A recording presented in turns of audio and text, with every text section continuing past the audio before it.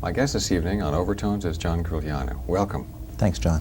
There's so much to talk about when we talk about your name in conjunction with modern music. You've been loaded with labels since the Clarinet Concerto, since the Oboe Concerto, and even with the Pied Piper Fantasy coming out.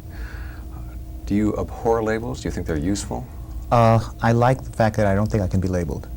In fact, I don't even know what my next piece is going to be, so I You don't know what your next label's going to be? No, right, exactly, exactly. I like that. You've been called eclectic there. Well, that's a good label in a Somebody's sense, put a label on you. because that means everything. Exactly, you've got all labels. Neo-romantic is a word that's been flying around recently, perhaps not related to your music. I don't think of myself, I don't think of myself as a romantic. I think of myself as lyrical and theatrical. Romantic, I associate neo-romanticism with German, Straussian kind of composers who are writing that way today, and that kind of neo-German Wagner-Strauss romanticism. Without the expressive cut of modern well, it has to do with a philosophy and sonority, which I definitely am not a part of. So I think of myself, as I said, as a lyric composer. The first piece that really came to the international attention was the Violin Sonata that won the Spoleto Award. Was that written for your father? Well, it was written for my father, but he didn't play it for a while. He was very against my going into music as a composer, especially, with good reason, as we know, financially, and he tried to get me to do anything else, and one of the ways was to ignore the fact that I wrote him a Violin Sonata. But it won the Spoleto Prize, was played in Spoleto, and then in London, and then in Boston, and finally he had to learn it and play it in New York. And so all's well that ends well. Finally, yes, and he recorded it. He did record it for CRI, right. Does he, did he like the piece? Well, he did when he learned it. He spent 8 months working on it. It's a very hard piece, and from then on he was very supportive to me, and really was wonderful. And I think that I was glad to have won him that way. Was that an offering in some sense?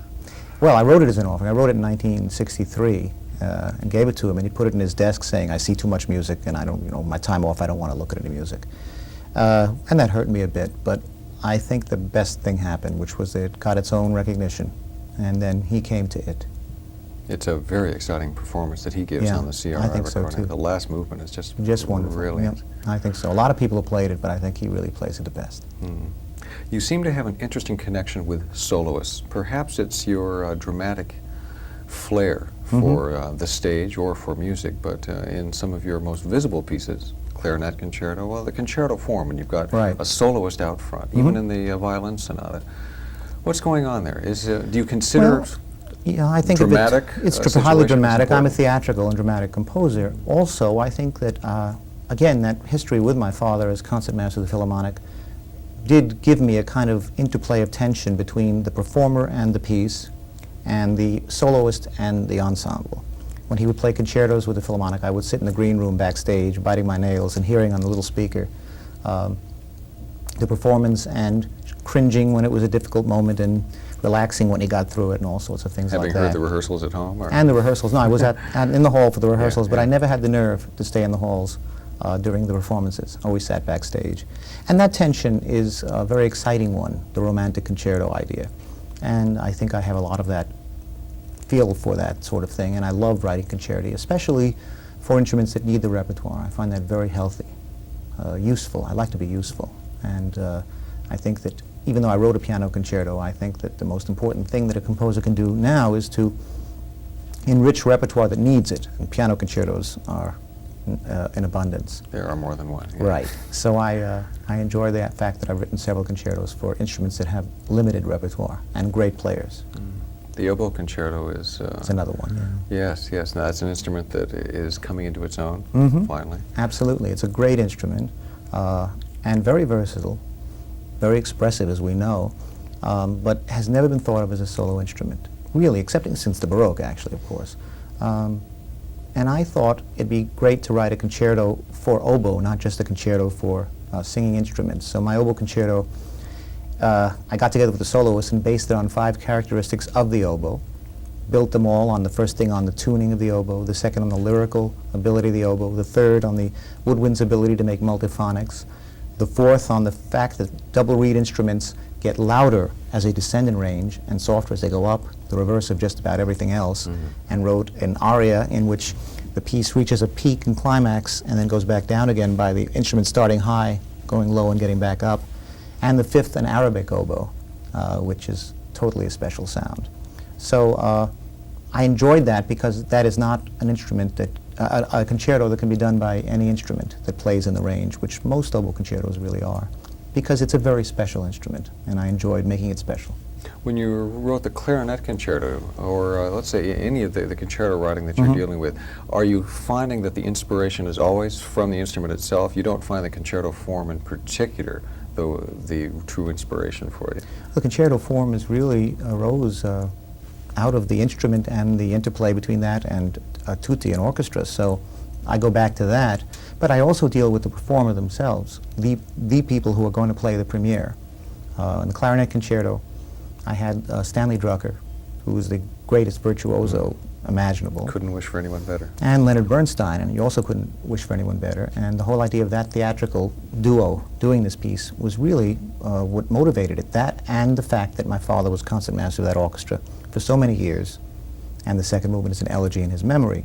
So it's not just the instrument, but it's also the personal feelings I have for the people playing it, and the capabilities of those people, the special, unique qualities, like the Pied Piper, Which brings us to the piece, Pied Piper. right, Yes, written for James absolutely Galway, written for and James Galway, with every twinkle in his right, eye. well, obviously Jimmy is the Pied Piper, and I really, it's funny, I didn't realize that for about 8 months.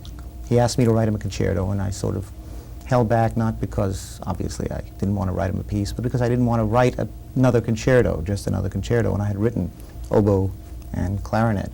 So I said, let me think about it, and if I come up with something, you know, that I think is good and really I can do a good job on, I'll contact you. And then 8 months later, I thought of the Pied Piper, called him up in Switzerland.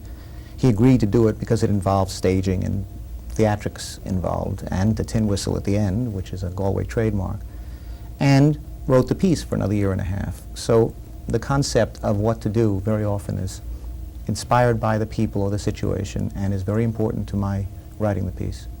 Your relationship with the movie industry is intriguing for that same reason. The soundtrack, the Oscar nominee for Altered States. Right. Same thing. You've got a very clear impetus to write. Well, that's really a lot easier, I think. I mean, you really are given a lot of nice limits. I mean, you're given film with dialogue, you know where the spaces are, how much music you have to write. Exactly how much. Exactly how much, right. What kind of music is required, and a point of view. It's easier to write. The disadvantage, of course, is that you're not your own master. You're an employee, basically.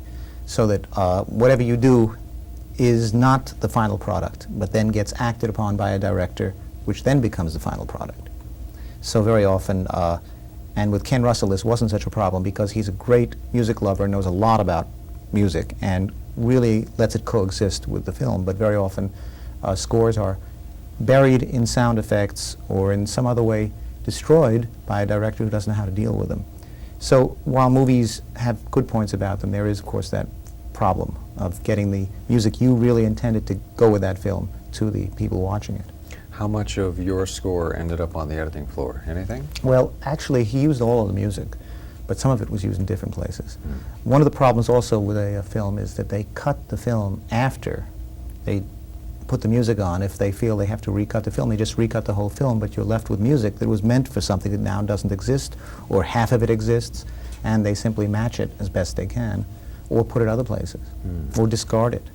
Of course, one of the other things they do that didn't happen to me, but happened quite a bit to many fine Hollywood composers, is they stick in other people's music and just simply play To the new dimensions. to the new dimensions. Or they will take like the Aliens, the first movie of Aliens, the whole last part of it was Howard Hanson's Romantic Symphony, Second Symphony, which I think is wild considering that the composer of that was a first-rate composer, Jerry Goldsmith, who's terrific.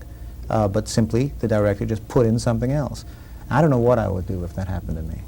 I really don't know how I could react to that. First, call your lawyer. Right. No, I don't think you have any rights. It's a matter of you give up your rights. You're an employee. You're an employee. Yeah, you've been paid. Thank you very much. And Right. we'll do with it whatever Right. you will. But it's interesting.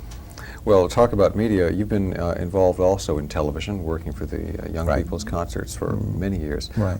In what aspect? Were you producing? Were you Working behind with the camera scenes? shots with Roger Englander, the director, in planning camera shots, and with Lenny on the scripts. You know, that's when Bernstein ran them for about 12 or 13 years. It was very interesting, and also made me aware, I think, of media, of the idea that art really has to, in many ways, doesn't have to, but it most naturally changes as the media changes, as the ways of reaching people change, and that the composer, if he's going to be a prophet in a sense, or ahead of the game, has to foresee that and embrace those new things. Has that changed your music since those experiences? Yes, yeah. How it has. so? Well, one of the things is that I tend to think of what I can do in a concert hall to change the concert hall. The physical space or the psychological space? One of the reasons is because with the superb home hi-fi listening equipment that we have, and compact discs, and the little Walkmans you can wear on your ear in the supermarket, music in the concert hall is no longer a special thing as it used to be. Obviously, in Beethoven's day, that's where you heard an orchestra play. You didn't hear it, downtown in a horse-drawn carriage or in your home. Or in an elevator. Or in an elevator, right, even worse. So it seems to me the composer can perform a service, in a sense, by reinvesting that concert hall with something special and writing pieces that cannot exist anyplace else as successfully. Because a lot of pieces exist on records just as successfully, if not more successfully, in terms of mixing and sound quality and the lack of coughs around you and various intrusions. And the almighty edit as well. Right, the almighty edit, which now has been perfected beyond description. So it seems to me that we should think about perhaps that space, that audience, that orchestra, that soloist perhaps, or whatever. See if we can devise something that incorporates them in a new and special way. And you can go home and listen to a record of this thing, but it's not going to be the same because it really is a live experience. So you're really decentralizing the musical experience again? Well, I'm relocating, perhaps, the idea for me of creativity, not starting with a given, any givens at all. I'm not starting with the given that an orchestra sits here and the conductor stands there, the audience sits here and the soloist stands there. I'm saying I've got 100 people in the orchestra, I've got a soloist, I've got a conductor or two, I've got an audience. Now let me see what I can do to write a piece. And a building. Yes. And so the pieces, and a building, yes. And the pieces therefore take different shapes for different pieces. Clarinet Concerto, for example, the last movement is an antiphonal toccata in which players are scattered through the hall around the audience. 5 French horns in the first set of boxes, 2 trumpets above that on the very highest levels, 2 clarinets, double timpani on either side of the stage, and we deal with tossing sound back and forth. Interesting problem of how long it takes also. You have to build a piece then which takes into account the fact that sound travels very slowly, and that if you try to synchronize things that are that far apart with about a second delay between them, you really can't. You have to write music that is not supposed to synchronize. Berlioz made a kind of wild gesture in his Requiem of having 4 bands in the 4 stations of the cross, in a sense. And it's a nice idea, but it's an impossible one for sound because he has them playing fast 16th notes together, da-da-da-da-da-da, like that. Can't coincide. Wherever you sit, it's going to sound different. If you sit near one of them, they're going to come in earlier than them. If you sit exactly in the center and they play exactly in the center, you may get it. But you move a few feet over, and they're going to be going off again because these people's sound will be arriving faster than these people's. So that is the perfect excuse for quadraphonic playback. But it's the perfect excuse for composers perhaps taking into account the knowledge that they now have and writing pieces that exploit that to an advantage, not to a disadvantage, say. Mm-hmm. And it's exciting to do that. Tremendously exciting. And it keeps audiences coming back. But right. For example, very soon you're going to be releasing a recording of James Galway with the Pied Piper. Well, that's the Pied Piper. But the Clarinet Concerto has been released in one record, mm-hmm. and by Stanley Drucker and the Philharmonic and Zubin Mehta. And this spring it's coming out on RCA with Richard Stoltzman and the London Symphony. And as much as the experience on the record is exciting, it cannot be the experience in the hall in that last movement because of that. So how does the recording function for you as a composer? It functions another way.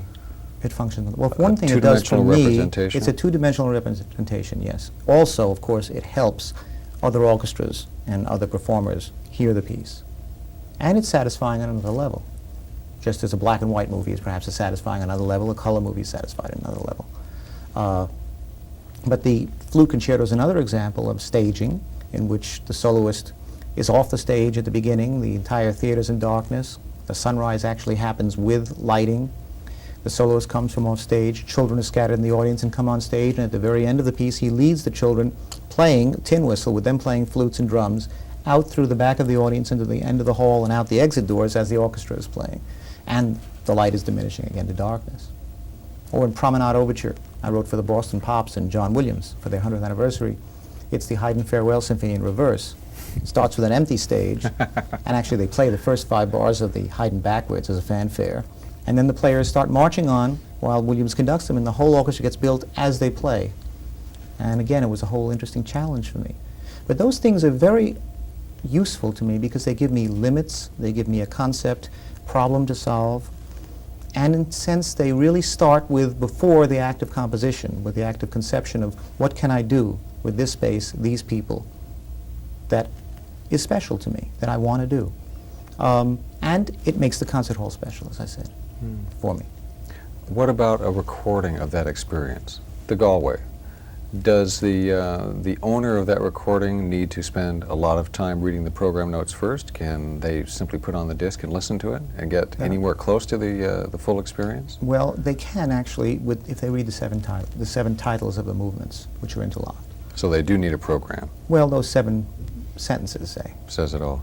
Yeah, I mean, I go into detail, and but the trouble with compact discs is if you can read the program notes of those things, I can't. They're so small. So I told them I want to have on the back of the compact, I want to list the 7 movements or sections, so that they will be able to read those clearly. Now, you could probably appreciate it without that, but I do digress from the standard story a little bit, and it's a good idea to have at least those. Wait a minute, the Pied Piper didn't do that. No, he didn't. He didn't war with the rats. He didn't do a few things I said he did. But that's how I built the fable into a concerto and supplied virtuosity, was to actually and the fictionalize the appropriate battle. contrast, Right. which you I needed. mean, the Pied Piper is not a concerto, it's a fable or a poem, but it's not a concerto, and it doesn't have in it the kind of combative virtuosic tension that I wanted. So I had to plan a piece based on the Pied Piper, but utilize the concerto idea of give and take, of tutti, of soloist, of cadenza, virtuosity, lyricism, and build all of that into the fable and come out with a third thing that is now the Pied Piper fantasy. What about music for theater and your theatrical works? You've been quite involved recently. Is it a children's theater group, or maybe I've read that incorrectly? I don't know what you're referring to. I'm trying to think. Oh, never mind. Okay, something else. Yeah, yeah. Some other composer. There have been a lot of exciting things that you're going towards, one of which is an opera that was commissioned from the Metropolitan. Right. What have you chosen for your subject? Well, I have chosen, it's finished, by the way, the opera, and handed in. It's an original libretto by William Hoffman, who's a poet and playwright, very close friend of mine. He wrote the Broadway play As Is, and also my song cycle, The Cloisters, is to his poetry. And Billy is very good to work with because he's got a beautiful sense of color and word, like Dylan Thomas, who I also have said quite a bit of. And also, he's alive, which means I can work with him, and he's also malleable in a sense. We work together well. I mean, he's not one of those people who simply writes and says, this is the spoken word, and now you're to add music to it, but it cannot be changed. You know, he's a real person, and we can talk out things and get through things. And so we've worked for many years on this very strange, what we call grand opera buffa, which is a hybrid of things, because I really love buffa in opera the most. I find buffa, first of all, the most satisfying to write because it doesn't deal with reality. Buffa is always fantasy, and therefore the conventions of opera don't disturb me as much as they do in realistic opera, which is impossible for me. The other reason is that we're writing for the Met, and that's why it's a grand opera buffa.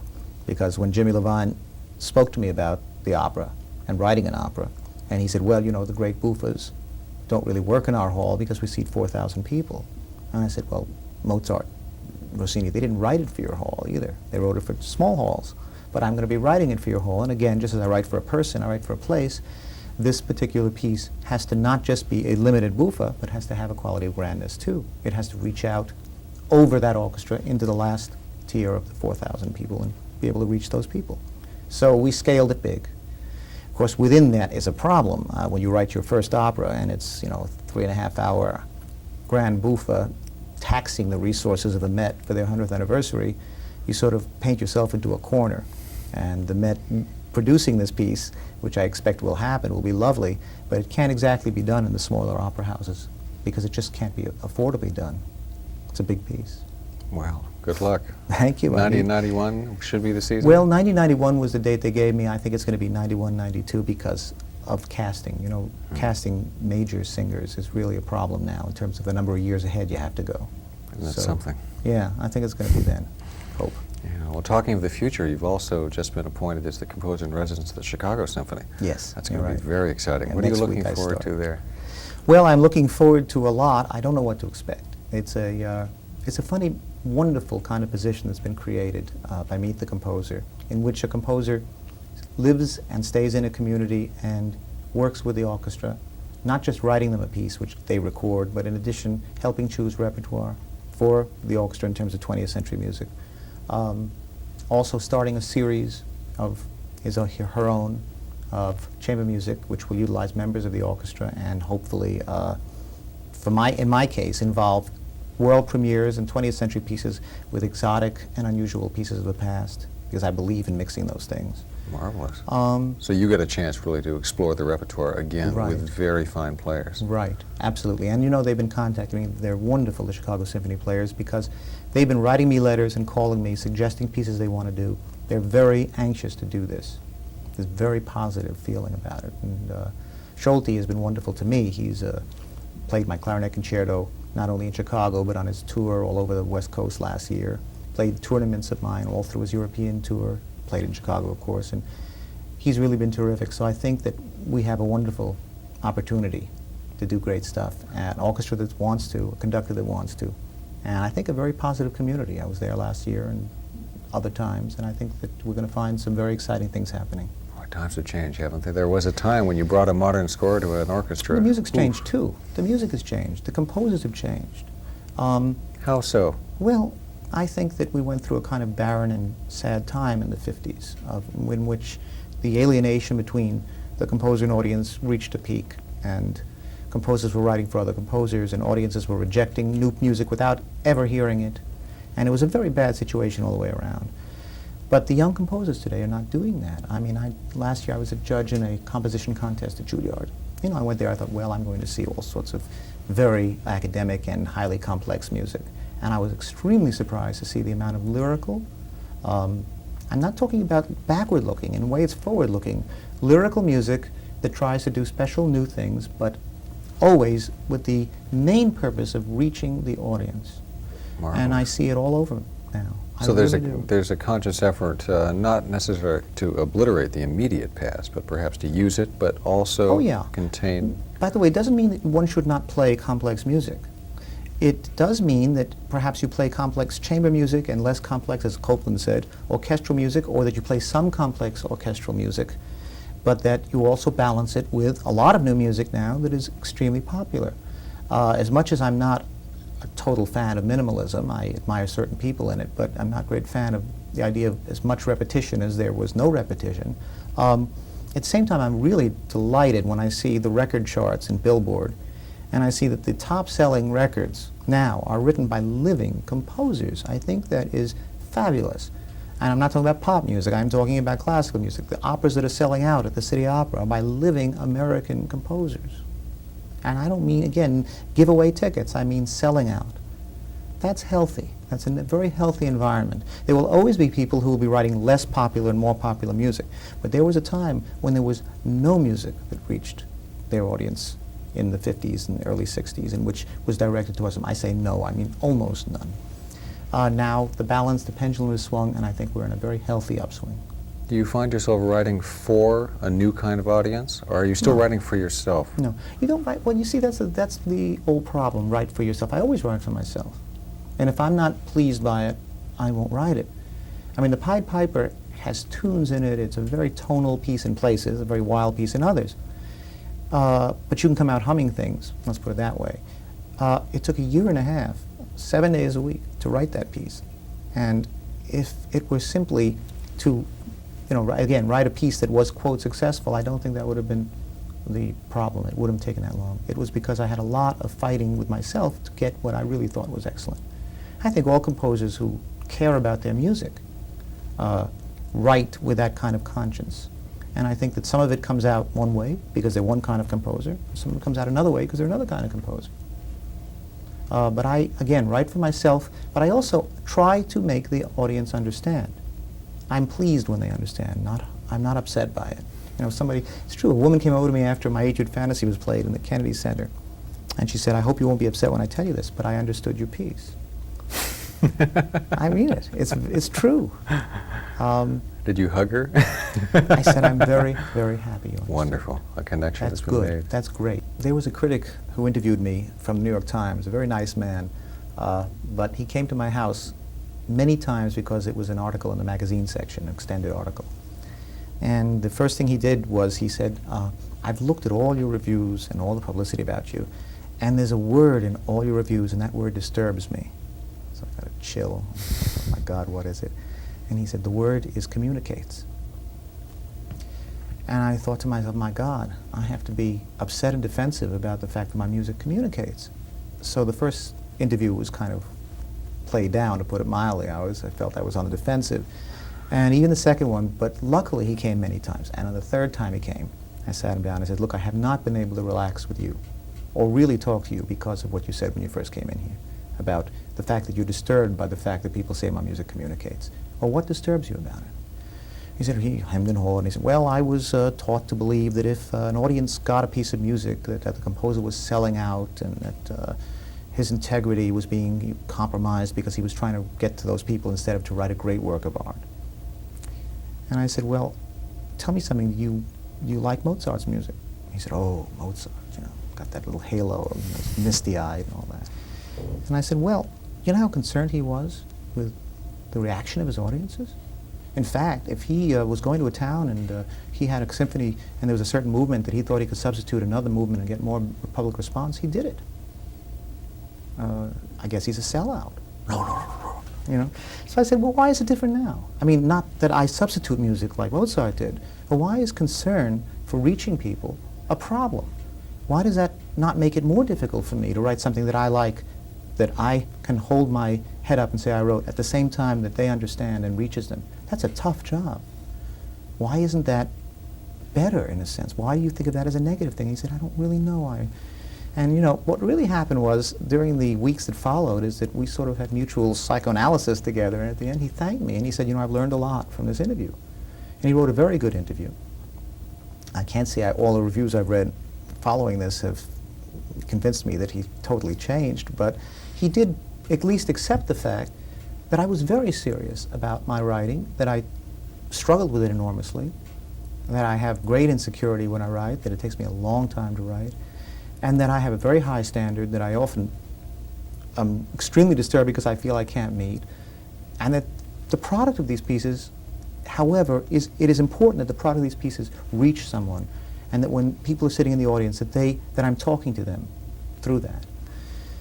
And that seems to be a problem. Now, that's not a problem for me. That is a necessity. It has been a necessity for all composers up till this century, and I don't know why it's different now. Every composer, any composer ever writing in any century has wanted to reach the audience that he is communicating with, that he is writing for. And he uses the idea of an orchestra or a soloist as a means to get to an audience. So perhaps it's just that very funny area, shady area about 20 years behind us where modern music got the reputation for being standoffish. Yeah, it is. And I think we're getting over it. I think the good times are ahead, and they're coming. And they are here, and in fact now. The very fact that you're talking to me is a sign of it. It's true. It's true. When you write for the Chicago Symphony, do they have a particular form that you need to fulfill? No, I kind of wish they would. Wouldn't make it easier for you? Well, I like to know... Specific challenge. Specific challenge. We're going to talk about it, though. I mean, it's not for another 2.5, 3 years, because it's really for their centennial, which is 90-91. I get a lot of centennial commissions. But it's a piece that will be a major piece. That's all I know about it. But I do need more limits than that. I can't just sit down now with an empty, staff of music paper and start writing major piece. I have to know more about it, and the knowing about it is helped enormously by their input. Will you also now need to get to know those people? Get to know Schulte better, get to know the players better, It'll the help. space It will better. definitely help. Definitely. And It's a good thing to do. I will. I mean, I will by just being there, and it'll probably give me some ideas. That's why I'm not too worried now, because I expect that within 6 months or a year I'll start to get an idea of what the kind of piece I want to write, either by the particular ability of a section like the brass, as we all know in Chicago, which is stupendous, or players, or the character I see developing between conductor and orchestra, whatever. Well, we wish you all the best in Chicago. Oh, thank you. Looking forward Thank to you very hearing it. much. And thanks for coming down tonight. It's a pleasure. Thanks.